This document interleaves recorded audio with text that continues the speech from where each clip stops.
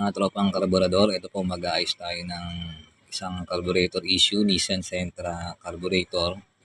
Ang naging issue po nito, bigla na lang siyang nag-overflow sa gitna ng biyahe.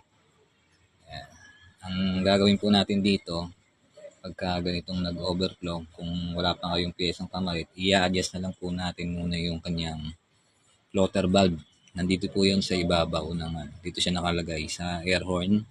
At tanggalin po natin muna itong mga turilyo niya para matanggal natin itong ibabaw. Una nyo pong tatanggalin, ito po, itong spring, tapos itong lock dito, para matanggal natin to.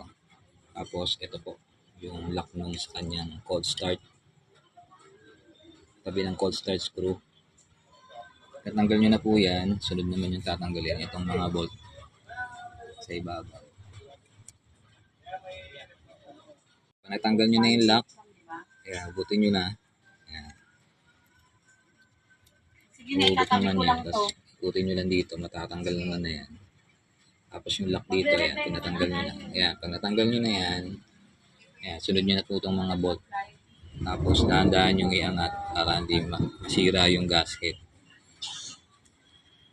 Ito na po, nagawa na natin matanggal yung air horn, yung ibabaw ng carburetor. Ito po yung floater na kailangan natin i-adjust. Tanggalin po natin yan. Ito lang po yan, tatanggalin nyo dito. Pulin nyo to. Ayan. Kuha nyo yan. Ayan. Ito po. Ito po yung a-adjustin natin. Yung part na to. Ayan. Medyo iaangat po natin to pataas. Ayan po. Iangat natin to. Ng konting-konti lang. Tatandaan nyo na lang yung ano. Adjust nyo ng konting-konti lang. Tapos pwede nyo na rin ulit ibalik. Pero kung pag-angat nyo, naging okay, tapos mga ilang minuto lang umaandar ulit, nag-overflow na naman, no choice na po, kailangan nyo na po palitan talaga na ito. Itong floater valve. Kasama po to pag bumili kayo ng carb repair kit, kasama po ito.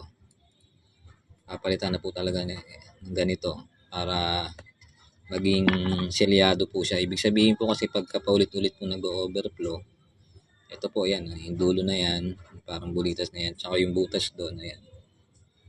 Ibig sabihin, hindi na po niya kayang i-shield yung or isara yung daanan ng gasolina. Dito po kasi dumadaan yung gasolina. Ito po yung fuel line galing sa fuel pump. Dito pumapasok. Kaya dumadaan dyan yung gasolina. Pero dapat pagka na-reach niya na yung certain level ng gasolina dito sa side glass, dapat po kalahati lang yan. Hindi po niya naisasara.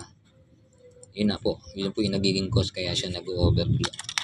Subukan nyo po munang i-adjust. Pero kung hindi na po kaya sa adjustment, ulit-ulit po nag-overflow, kailangan nyo na po talagang bumili ng carb repair kit para kapalitan po ito ng bago.